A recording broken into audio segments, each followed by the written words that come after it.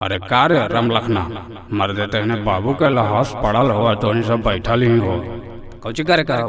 कौची करे का हो? अरे व्यवस्था करके उठाई भी ना हो। हम उठाइए जे लूट के है जो उठाइते। कौची लूट का? सुना चाचा हम बतावा ही हो बाबू के एगो पेटी हले और हमें से बड़का भैया कौची कौची निकलाल थी आ कोई के बतेबे न करा हथिन कि और हमें कौची हले तो हमने कहल जी लहास उठाबे जब लेल के धान जब उठाइती। हाथ तेरा मर देते ही बाप सब दिन खून चूस को गरीब के आज तोहनी अब बापे के खून चूस रहना है। बढ़िया हो बढ़िया हो।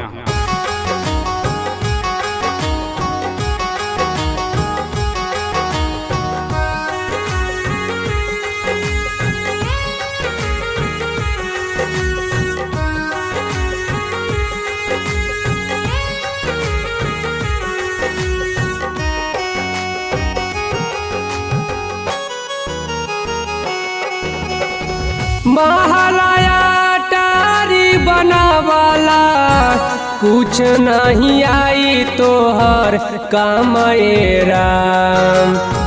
महालया टारी बनावाला कुछ नहीं आई तोहर कामयराम।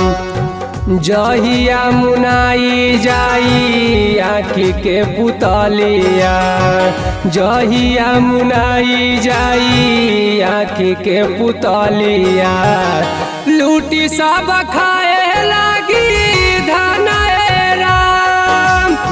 जहिया मुनाई जाई आँखी के पुतलिया, लूटी सब खाए लगी धन राम।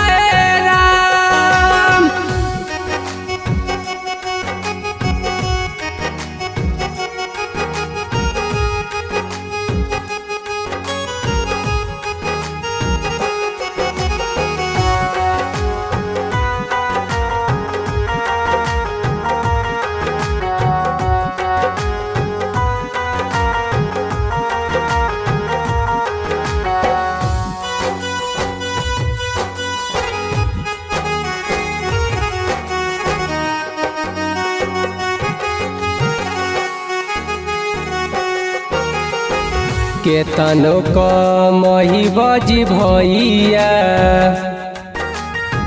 केतनो कमही बजी भैया, कुछ नहीं लेके जइबा हो।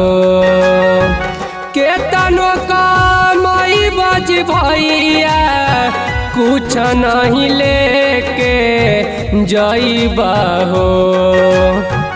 विधिया के हको भैया है विधानमा, विधिया के हको भैया है विधानमा।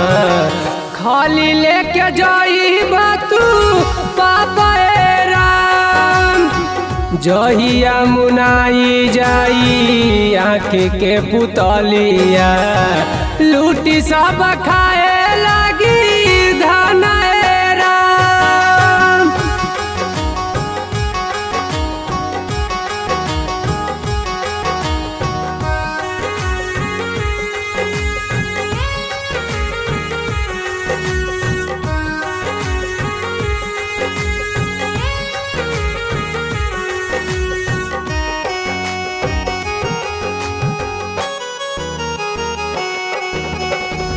जिंदगी में कैला जे तू कमामा,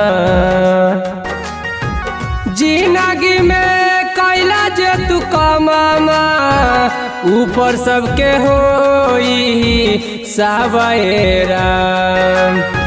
जिंदगी में कैला जे तू कमामा, ऊपर सबके होई सावरा।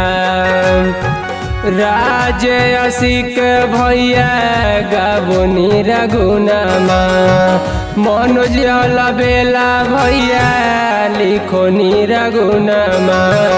शंकर बिहारी न बुझला चारी हो राम। जहिया मुनाई जाई आँखी के पुतलिया, लूटी सब खाए लगी